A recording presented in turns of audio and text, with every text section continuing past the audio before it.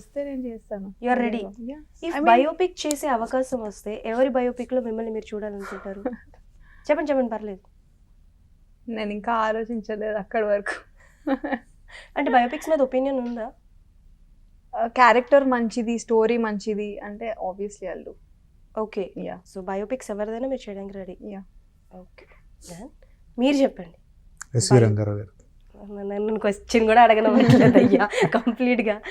Why, ఎందుకు ఆయననే? నాకు చాలా ఇష్టం ఎస్వి రంగారావు గారు. అంటే ఇప్పటికి చెప్పండి, మీకు కొత్తగా చెప్పాల్సి వస్తుంది.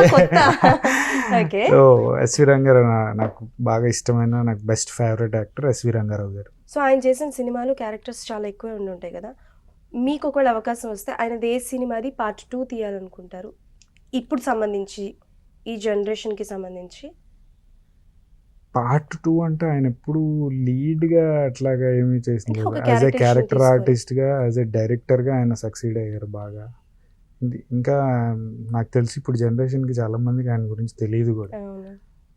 ఎన్ని నేషనల్ అవార్డ్స్ వచ్చినాయి, ఈవెన్ ఇంటర్నేషనల్ అవార్డ్స్ కూడా చాలా వచ్చినాయి ఆయనకి. As a director, as a producer, as a actor ఆయన తెచ్చినంత, అంటే ఆయనకున్నంత పేరు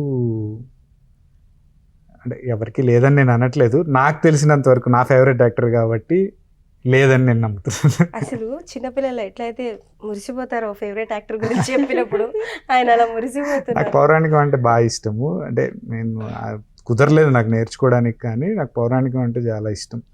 ఎప్పుడైనా దొరికినప్పుడు వదలను, స్టేజ్ మీద వేస్తుంటాను అనమాట. అవునా? చిన్న రియాలిటీ షోస్లో చేసాం ఒకసారి. సో అట్లాంటివి ఉన్నప్పుడు బాగా కసిగా చేస్తాను అనమాట. అవి నాకు అందులో పౌరాణికంలో కూడా ఎస్వి రంగారావు గారిని చూస్తే అసలు చిన్నప్పటి నుంచి బేసిక్గా ఇంట్లో బ్లాక్ అండ్ వైట్ నుంచి సినిమాలు చూస్తుంటారు కదా, మమ్మీ వాళ్ళు చూసి నన్ను కూర్చోబెట్టి చూపించడమా, లేకపోతే అది నాకు చిన్నప్పటి నుంచి అలవాటు అయిపోయాయేమో. ఫ్యాంటసీ ఉంటుంది కదా, యాక్టర్స్ అందరినీ చూస్తా నచ్చుతారు కదా, అట్లా నాకు చిన్నప్పటి నుంచి ఎస్వి రంగారావు గారు, సావిత్రి గారు అంటే బాగా